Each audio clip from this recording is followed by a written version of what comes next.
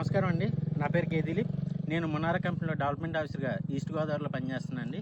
మనం ఇక్కడ నరసాపురం గ్రామంలో కోరుకొండలో రామకృష్ణ గారి పొలంలోన వరిలో మనం ఎంటెక్ అనేది వాడించడం జరిగిందండి. ఈ ఎంటెక్ యొక్క సామర్థ్యం ఎలా ఉంది, దాంట్లో రిజల్ట్ ఎలా వచ్చిందండి, మనం రైతు గారి మాటలో తెలుసుకుందామండి. నమస్తే అండి. తూర్పుగోదావరి జిల్లా కోరుకొండ మండలం నరసాపురం అండి మాది. మా వరి వ్యవసాయంలోని ఎంటెక్ వాడేవండి.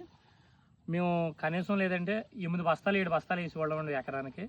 అందులోని ఈ ఎంటెక్ వాడటం వల్ల 3 బస్తాలు అయితే సరిపోతుందండి ఎకరానికి. వాడిన దానికి డిఫరెంట్ ఇదండి. వాడిందేమో ఇలా ఉందండి పిలకలో, తర్వాత వాడిందేమో వేరు వ్యవస్థ బాగుందండి దీనికి, తర్వాత గట్టితనం ఉందండి ఊరిలోని. ఈ స్టెమ్ కూడా చాలా రఫ్గా ఉందండి, పిల్లలు కాడ బాగా పెట్టిందండి ఇది. ఈ వాడందేమో సేమ్ ఇంకెలా ఉందండి, ఇది మెత్తగా ఉందండి చేను, వేరు వ్యవస్థ కూడా లేదండి ఇది. ఈ రెండిట్లకి వాడింది పిండి ఒకటేనండి, సమానం పిండి. కానీ దీంట్లో వాడింది ఎంటెక్ వాడేవండి. దీంట్లో ఎంటెక్ వాడలేదండి. వాడిన దానికి ఇదే డిఫరెంట్ అండి.